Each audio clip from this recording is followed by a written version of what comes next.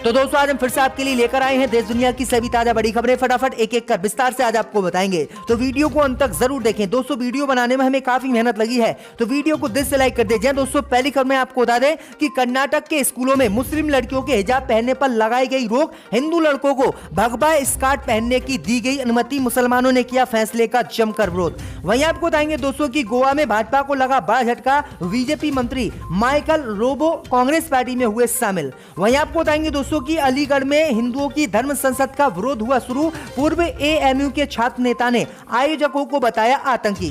वहीं आपको बताएंगे दोस्तों की धर्म संसद को लेकर असुद्दीन ओवैसी ने बीजेपी पर साधा निशाना, कहा भारत के मुसलमानों का हाल रोहिंग्या मुसलमानों की तरह करना चाहती है बीजेपी। वहीं आपको बताएंगे दोस्तों की प्रधानमंत्री मोदी की पंजाब में रैली स्थगित होने पर सीएम चन्नी ने तोड़ी चुप्पी, कहा सुरक्षा में मोदी की नहीं हुई कोई भी चूक, किसानों पर नहीं चलवा सकते थे हम पंजाब में लाठी। वहीं आपको बताएंगे दोस्तों की कालीचरण महाराज की बड़ी मुश्किलें, छत्तीसगढ़ पुलिस से महाराष्ट्र पुलिस ने ली अब कालीचरण की रिमांड, अब महाराष्ट्र पुलिस के कब्जे में पहुंचा कालीचरण महाराज। वहीं आपको बताएंगे दोस्तों कि चीन से मोदी सरकार को लगा बड़ा झटका, चीन ने कोरोना को देखते हुए भारत पर लगाया प्रतिबंध। तो दोस्तों सभी खबरों को आपको एक एक कर बताने वाले हैं, वीडियो को लाइक कर चैनल को सब्सक्राइब जरूर कर दें और कमेंट करके हमें बताएं कि आप किस जिले किस राज्य से हमारी खबरों को देख रहे हैं। इसी बीच पर तो दोस्तों अगली खबर की ओर, तो कर्नाटक में मुस्लिम लड़कियों के हिजाब पहनने पर स्कूल ने लगाई रोक, हिंदू लड़कों को भगवा पहनकर आने का दिया आदेश, बड़ा तनाव। जी दोस्तों आपको बता दें कि कर्नाटक के चिकमंगलुरु कॉलेज में हिजाब को लेकर एक बार फिर से विवाद बढ़ गया है।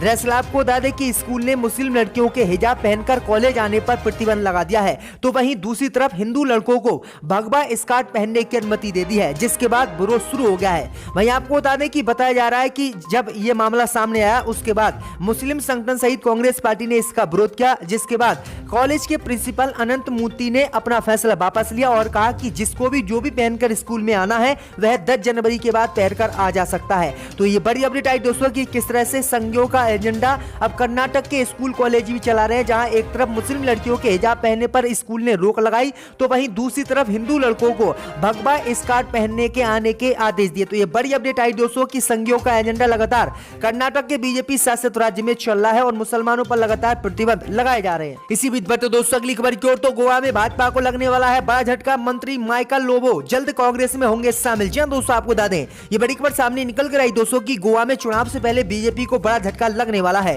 दरअसल आपको बता दें कि बीजेपी के मौजूदा मंत्री माइकल लोबो जल्दी बीजेपी छोड़कर कांग्रेस पार्टी में शामिल होंगे और इसकी संभावनाएं जताई जा रही है। दरअसल आपको बता दें कि देश के 5 राज्यों में विधानसभा चुनाव भी होने हैं और गोवा भी एक ऐसा ही राज्य है जहां पर विधानसभा के चुनाव आने वाले 1-2 महीने में होने वाले हैं। भाई आपको बता दें कि जब से गोवा में विधानसभा चुनाव की तैयारी शुरू भाजपा ने की है, तभी से भाजपा के बड़े बड़े नेता पार्टी को छोड़कर कांग्रेस में शामिल हो रहे हैं। तो बड़ी अपडेट आई दोस्तों की भाजपा को एक और बड़ा झटका लगने वाला है, मंत्री माइकल लोबो जल्दी बीजेपी छोड़कर कांग्रेस पार्टी में शामिल होने वाले हैं।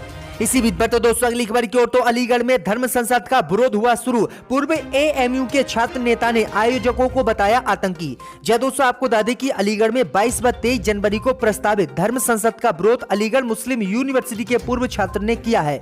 आयोजकों को आतंकी भी उन्होंने बताया है।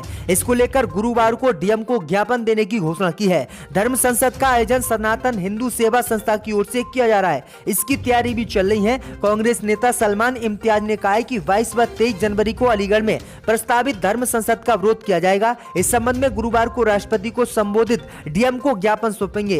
कहा है कि हम इसको आतंकी संसद कहते हैं क्योंकि ये आतंकवाद फैलाने का काम कर रहे हैं, मुसलमानों के खिलाफ बयान दे रहे हैं और मुसलमानों का नरसंहार करने की खुले मंच से जो है बयान दे रहे हैं। इसलिए इस धर्म संसद को किसी भी कीमत पर अलीगढ़ में नहीं होने दिया जाएगा। अलीगढ़ में इन सभी हिंदूवादी नेताओं का विरोध किया जाएगा। तो ये बड़ी अपडेट आई दोस्तों कि अलीगढ़ में एक बार फिर से बवाल धर्म संसद को लेकर शुरू हो गया है। इसी बीच पर तो दोस्तों अगली खबर की ओर, तो पंजाब के सीएम चन्नी ने प्रधानमंत्री मोदी पर साधा निशाना, कहा सुरक्षा में नहीं हुई कोई भी चूक, किसानों पर नहीं चलवा सकते लाठी। जहां दोस्तों आपको बता दें कि पंजाब के मुख्यमंत्री चरणजीत सिंह चन्नी ने फिरोजपुर में भाजपा की निर्धारित रैली से प्रधानमंत्री मोदी की वापसी पर खेद व्यक्त करते हुए इस मामले में किसी भी तरह की सुरक्षा में एक चूक होने से इनकार कर दिया और भाजपा को कड़ा तमाचा दिया है। हालांकि मुख्यमंत्री ने यह भी कहा कि केंद्रीय गृह मंत्रालय ने रिपोर्ट मांगी है, इसलिए मामले की जांच जरूर की जाएगी। बुधवार शाम प्रेस कॉन्फ्रेंस में मुख्यमंत्री चन्नी ने प्रधानमंत्री मोदी द्वारा पंजाब में सुरक्षा को लेकर लगाए गए आरोपों के जवाब में कहा कि मुझे खेद है कि प्रधानमंत्री मोदी को फिरोजपुर जिले के दौरे के दौरान वापस लौटना पड़ा। हम अपने प्रधानमंत्री का सम्मान करते हैं। अगर प्रधानमंत्री की यात्रा के दौरान कोई सुरक्षा में चूक हुई होती तो हम जांच करेंगे। प्रधानमंत्री को कोई भी खतरा नहीं था। था। उन्होंने ये भी दावा किया है कि प्रधानमंत्री के काफिले में जो है लोग इकट्ठे नहीं हुए थे, उनकी रैली में लोग इकट्ठे नहीं हुए थे, इसीलिए प्रधानमंत्री मोदी ने अपनी रैली को रद्द किया था। और किसान उनकी रैली में जरूर आए थे, उनके काफिले में जरूर आए थे, लेकिन किसान शांतिपूर्ण तरीके से प्रदर्शन कर रहे थे और किसानों ने किसी भी कीमत पर कोई हमला प्रधानमंत्री पर नहीं किया था। इसलिए हम किसी भी कीमत पर किसानों पर लाठी उस समय नहीं चलवा सकते थे। तो ये बड़ी अपडेट आ रही है। तो दोस्तों अगली खबर की ओर, तो धर्म संसद को लेकर ओवैसी ने भाजपा पर साधा निशाना, कहा भारत के मुसलमानों का हाल भाजपा रोहिंग्या मुसलमानों की तरह करना चाहती है। जी दोस्तों, आपको बता दें कि यूपी के रण में चुनाव लड़ने का ऐलान कर चुके असदुद्दीन ओवैसी ने आज धर्म संसद को लेकर भाजपा पर बड़ा हमला बोला। दरअसल आपको बता दें कि मुरादाबाद में जनसभा को संबोधित करते हुए असदुद्दीन ओवैसी ने कहा है कि तुम निजाम की बात करते हो, उत्तराखंड में तो आपकी सरकार है और आप ही निजाम हो। आपके निजाम के तहत उत्तराखंड में धर्म संसद होती है, पूरी बीजेपी की सरपरस्ती में उत्तराखंड में धर्म संसद होता है। योगी की भरपूर हिमायत से धर्म संसद में इस बात का ऐलान किया जाता है कि जिस तरह से म्यांमार में रोहिंग्या मुसलमानों को मुल्क से निकाल दिया गया, उसी तरह भारत के मुसलमानों का हाल करने की बातें कही जाती हैं और कहा जाता है कि 20 लाख मुसलमानों का कत्ल कर दिया जाएगा। ओवैसी ने आगे बीजेपी पर निशाना साधते हुए कहा कि आपको ये जानकर हैरानी भी नहीं होगी कि मुसलमानों को बर्बाद करने की बातें करने वालों में एक को भी गिरफ्तार नहीं किया जाता है। जो जहर उगल रहे थे वो उल्टा पुलिस के पास जाकर एफआईआर दर्ज करते हैं, वहां वो लोग मुस्कुराते बात करते हैं। ये भारत की बात नहीं है। उन्होंने कहा कि हमने जिस तरह से जंग लड़ी थी इस देश को आजाद कराने में, और आज जिन लोगों ने जंग में कोई योगदान नहीं दिया था, देश की आजादी में कोई योगदान नहीं दिया था, वो ही मुसलमानों को निकालने की बात कर रहे हैं। ओवैसी ने कहा कि अगर ऐसे ही हालात रहे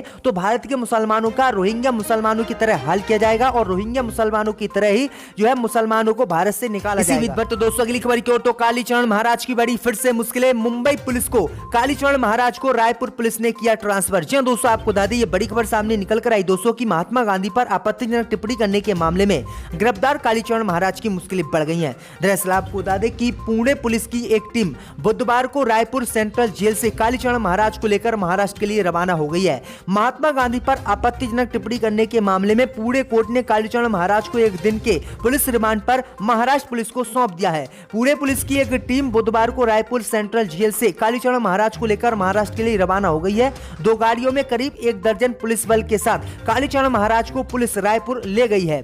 इसमें छत्तीसगढ़ पुलिस की गाड़ियां बॉर्डर क्रॉस कराने के लिए साथ में गई थी। तो ये बड़ी अपडेट आई दोस्तों। आपको बता दें कि महाराष्ट्र में भी कई मामले कालीचरण महाराज पर होंगे और कालीचरण महाराज पर इन्हीं मामलों की पूछताछ के लिए इन्हें जो है यहां से ले जाया गया। तो ये बड़ी अपडेट आई दोस्तों कि छत्तीसगढ़ से अब कालीचरण महाराज को महाराष्ट्र पुलिस ले गई और महाराष्ट्र में इनसे अब पूछताछ की जाएगी। तो कालीचरण महाराज की मुश्किलें एक बार फिर से बढ़ गई हैं। इसी बीच पर तो दोस्तों अगली खबर की ओर, तो हांगकांग से मोदी सरकार को लगा बड़ा झटका। हांगकांग ने भारत समेत 10 देशों की उड़ानों पर लगाया रोक। जी दोस्तों, आपको बता दें ये बड़ी खबर सामने निकल कर आई दोस्तों की कोरोना वायरस को लेकर हांगकांग से मोदी सरकार को आज बड़ा झटका लगा है और कोरोना वायरस के बढ़ते मामलों को देखते हुए हांगकांग ने भारत समेत 8 देशों की उड़ानों पर प्रतिबंध लगा दिया है। भैया आपको बता दें ये बड़ी अपडेट आज ही आई है। साउथ चाइना मॉर्निंग पोस्ट के मुताबिक हांगकांग की मुख्य कार्यकारी अधिकारी कैरी लांग चेन यून नगौन ने कहा है कि Bharat, Pakistan, Australia, Canada, France, Philippines, Britain और अमेरिका से यात्री उड़ानों पर 2 सप्ताह का प्रतिबंध शनिवार से प्रभावी होगा। कोविड-19 के मामलों में बढ़ोतरी के कारण हांगकांग ने फिर से कई पाबंदियां लगाने की घोषणा की है। तो ये बड़ी अपडेट आई दोस्तों कि चीन ने भारत की यात्राओं पर प्रतिबंध आज फिर से लगा दिया। इसी बीच में तो दोस्तों अगली खबर की ओर, तो नागरिकता संशोधन कानून को लेकर अबू आजमी ने प्रधानमंत्री मोदी पर साधा निशाना, कहा मोदी जी अपनी मां का सर्टिफिकेट दें,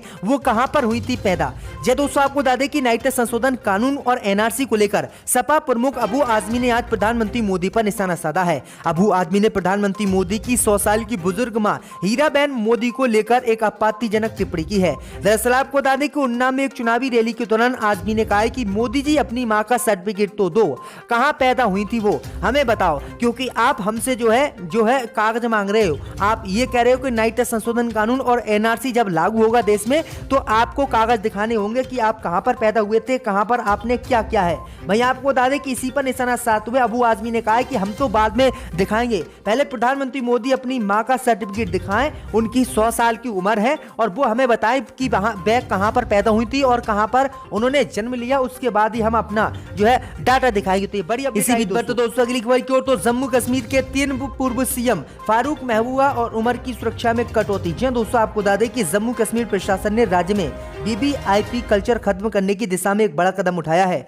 राज्य के पूर्व मुख्यमंत्री को सुरक्षा देने वाली समिति ने पूर्व मुख्यमंत्रियों फारूक अब्दुल्ला, उमर अब्दुल्ला और महबूबा मुफ्ती की सुरक्षा में कटौती करने का फैसला किया है। इन तीनों पूर्व मुख्यमंत्रियों की सुरक्षा में तैनात स्पेशल सर्विस ग्रुप जवानों की संख्या में कटौती होगी।